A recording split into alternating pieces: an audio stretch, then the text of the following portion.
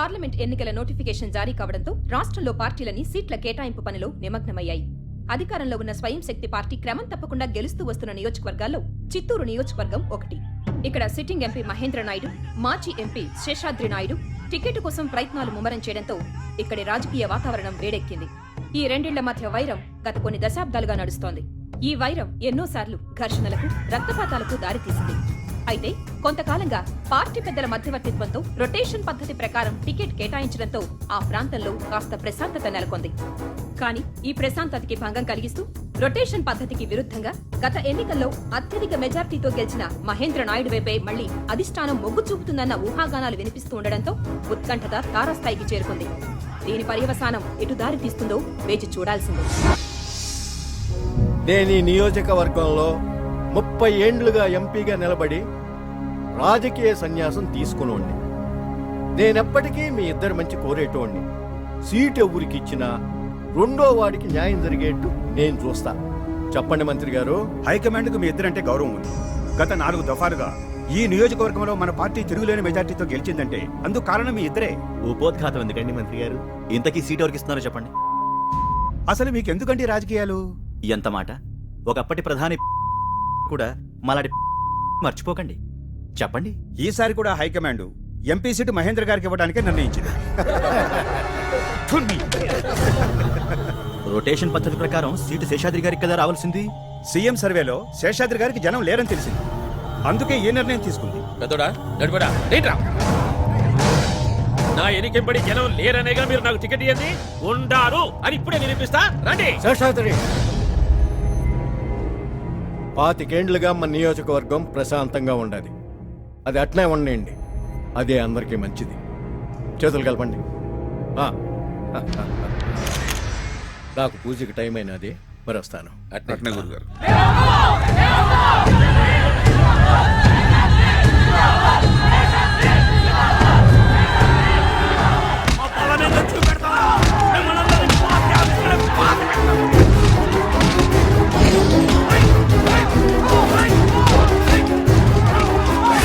వీళ్ళు ఇక్కడి నుంచి బయటపడితే కదా నాయన ఎంపీ అయ్యాడు.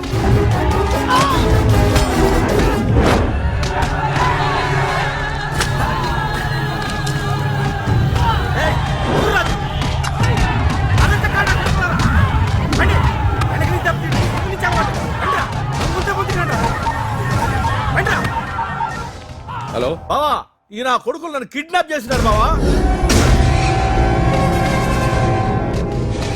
కొండల్లోకి వచ్చినప్పుడు చెప్పులు వేసుకునే వస్తాం.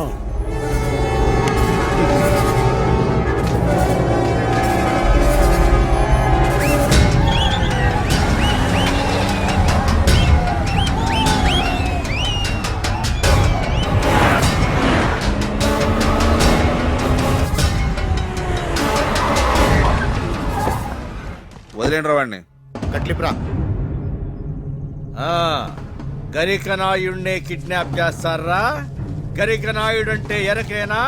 నరకత, అడ్డంగా నరకతారే. చేతి కట్ల వరిపుతారా మీ అమ్మల మగుళ్ళ? మీ కుక్క ముఖాలన్నీ నాకు కుట్టారా? మిమ్మల్ని వదల్లో.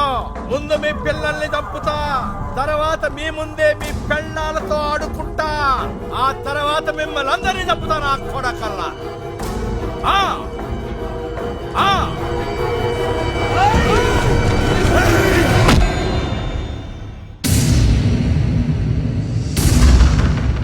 అయ్యో, నన్ను చెల్లిపోయినావయ్యా నా మొగుడా. నా మీద ప్రేమతో నా ఇంటికి ఇల్లరికం వచ్చినావు కదయ్యా. నువ్వు లేకుండా ఈ ఇంట్లో నేను ఎట్టా బతికేదయ్యా, ఎట్టా బతికేది. మేం కావాలని చంపలేదయ్యా. వాడు నోటుకొచ్చినట్టు వాగుతా ఉంటే కొట్టినాము. దానికే వాడు సస్తాడనుకోలేదు. చస్తే చావనన్నయ్య. ఆ శాశ్వతగడ మాయితాడు దినం చేస్తాడు, అంతకంటే ఏం చేయలేడు. మన ఇంట్లో జనం దినం కుడితిని లేసే లోపు ఆ ఇంట్లో శవం లేవాలి. మనం అంటుబట్టలు ఇప్పే లోపు అలా అంతు తేల్చాలా. ఆ ఇంట్లో ఒక్క శవం ఉన్నా లేవతే నేను నా బొట్టు శర్మనన్నా శర్మను అట్టాని నాకు మాట ఇయ్యి. అప్పుడే నా మొగుడు నేను కాటికి పంపేది. అట్ట కాదు చెల్లెమ్మా అంటే వరకు నా మొగుడుతోనే నేను కాలిపోతానన్నా, కాలిపోతా. ఎంపీ సీటు పోయింది. వందల కోట్ల గనుల కాంట్రాక్ట్ పోయింది. ఇప్పుడు మనిషి పోయాడు. వాడు ఖచ్చితంగా కాక మీద ఉంటాడు. ఆ మహేంద్ర గాడు వారి తమ్ముడు నన్ను నా కొడుకుల్ని ఏం చెయ్యలేక నా బావనెత్తుకుపోయి చంపినారు. 25 సంవత్సరాల తర్వాత వాళ్ళు మొదలు పెట్టినారు. నేను ముగిస్తా, వాళ్ళంతా చూస్తా. ఆడు మనల్ని ఏం పీకలేడు మామ. వాడు మనల్ని ఏం పీకలేకపోవచ్చు, కానీ బయట ఊళ్ళల్లో ఉన్న మన వాడిని తాకితే మామ చెప్పేది నిజమేనప్ప.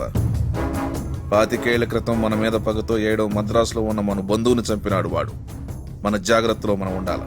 అయితే ఇప్పుడు ఏం చేయాలా? మన దగ్గర బంధువులందరినీ తీసుకొచ్చాడు పడేయండి. తెల్లారేసరికి వాళ్ళంతా ఏడే ఉండాలి. కొండ వెళ్ళామే. అట్నే అయ్యా. అయ్యా అజయ్ బాబుని కూడా తీసుకురామంటారా? ఏయ్ అవసరం లేదు. ఆడికి ఇంటికి ఏ సంబంధం లేదు. ఏ సంబంధం లేదన్నంత మాత్రాన ఉన్న బంధం తెగిపోదు. మీరొప్పుకున్నా ఒప్పుకోకపోయినా అజయ్ మీ తమ్ముడు కొడుకు. తమ్ముడు బతికున్నప్పుడే లేడనుకున్నాను. వాడిపోయినాక వీడేంది? అజయ్కేదన్నా అయితే ఆ కారణం మీరు కాకూడదు. అది ఆలోచించండి. అమ్మాయి చెప్పిన దాంట్లో నిజం ఉందలుడు. అజయ్ గారికి ఏమన్నా జరిగితే దానికి కారణమే కాదు, ఆ ఓటమి కూడా మందే అవుతుంది. సరే, అజయ్ గారిని కూడా తీసుకురండి.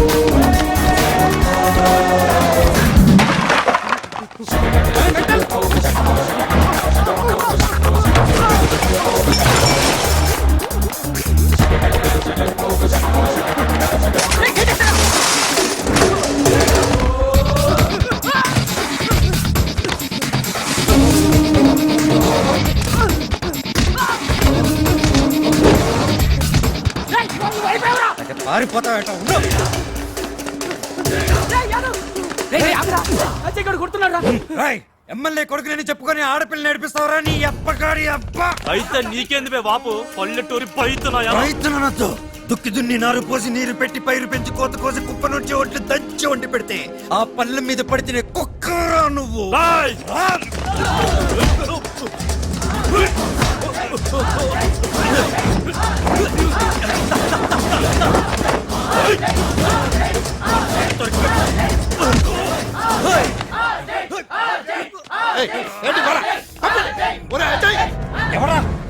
సార్ సార్ వీడు ఆడపిల్ల నడిపిస్తున్నాడు సార్. ఆపంట్రా, ఆపంటుంటే. క్వశ్చన్ పేపర్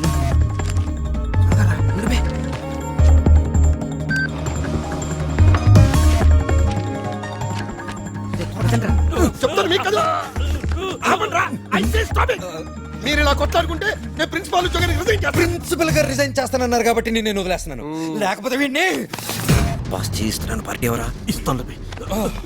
మీరు వెళ్ళకూడదు సార్. మీరు లేకపోతే ఈ కాలేజీకి కళే లేదు sir. You have to stay here sir. మీరు ఎక్కడికి వెళ్ళకూడదు. I love you sir. Please అందరూ వెళ్ళి చదువుకోండి. అందరూ అజయ్ చూసి నేర్చుకోండి.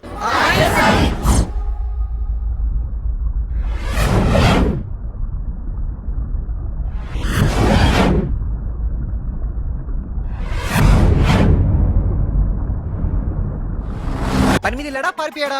నోరు తెరిస్తే అది సరే కానీ పెళ్లికి ముందు మన ఎపిసోడ్స్ ఏమైనా గుర్తుకొస్తున్నాయా? How wow super dress. నా దగ్గర కూడా ఇలాంటి డ్రెస్సే ఉంది. కళామందిర్లో కొన్నా. యా